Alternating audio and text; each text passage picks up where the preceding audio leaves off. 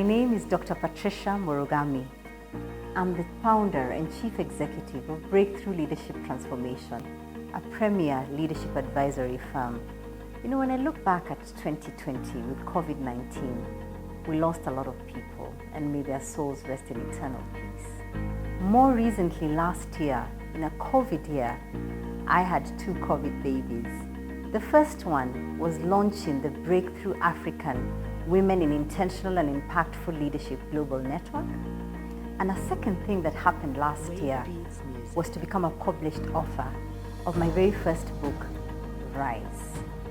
You know, when you think about rising, the ability to rise up from a year such as 2020, I thought it was fitting to call the book Rise, the 4-way manifesto for life and leadership.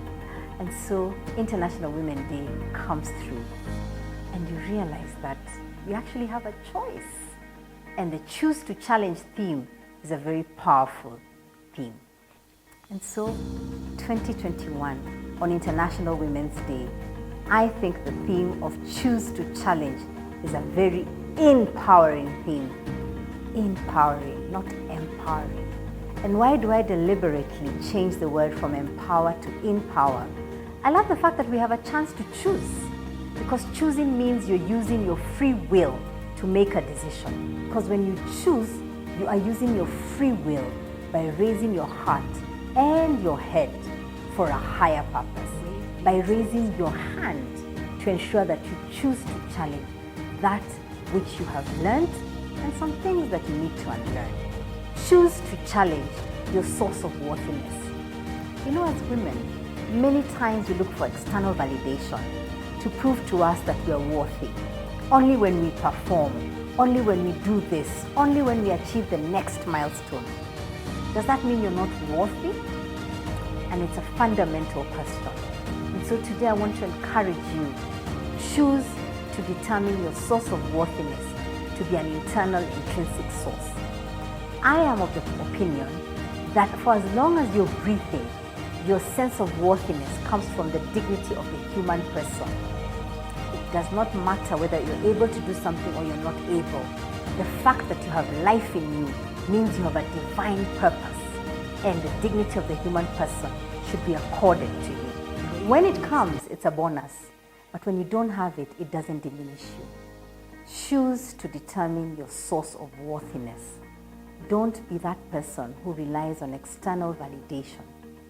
The second thing is choose to reprioritize your values. If I were to ask you to show me where you spent your money, time, energy, resources, thoughts, and even your prayers from January 1st, 2021, I would tell where your values are. You see, many times we say, my values are family, my values are excellence, my values are this or the other. Even companies have values all over the walls.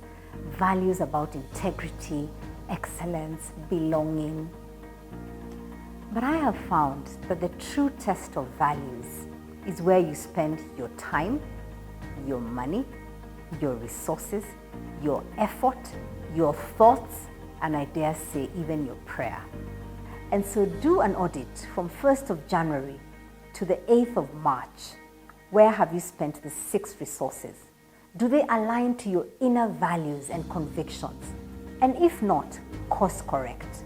Because sometimes we veer away from what truly matters unknowingly.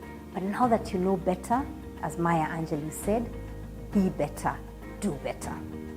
So maybe you could do that audit and realize that maybe I need to course correct. And so choose to reprioritize your commitments and all these 6 resources to be meaningfully connected to your values and your principles, and that way you will reduce the inner conflict.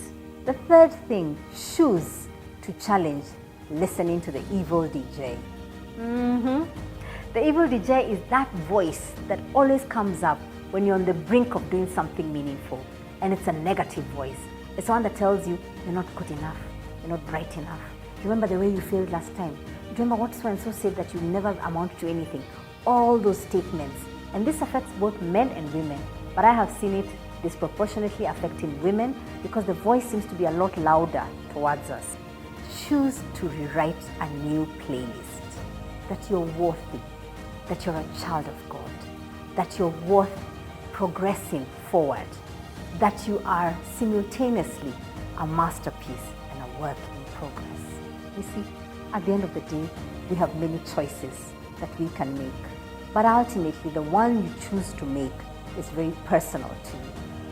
Over the last decade and a half, I've spent my life's work helping people become their next best selves, focusing on women, leadership teams, boards, and entrepreneurs.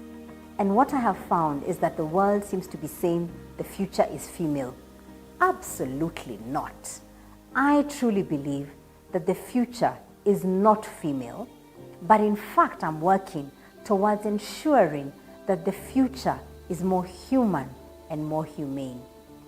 And I disagree unapologetically, having done so much work around raising the female leadership quotient. But why do I disagree? Because I believe that the work we are doing is to level the playing ground and to ensure that every person all over the world has a voice. Because my focus, and I hope it will be yours also, is not to make the world a more female world. It's to make the world a more human and humane world, where each person will have the dignity of the human person, and each person can, in their depth of conscience, say that I feel heard, I am seen, and I matter. That's the whole idea of International Women's Day.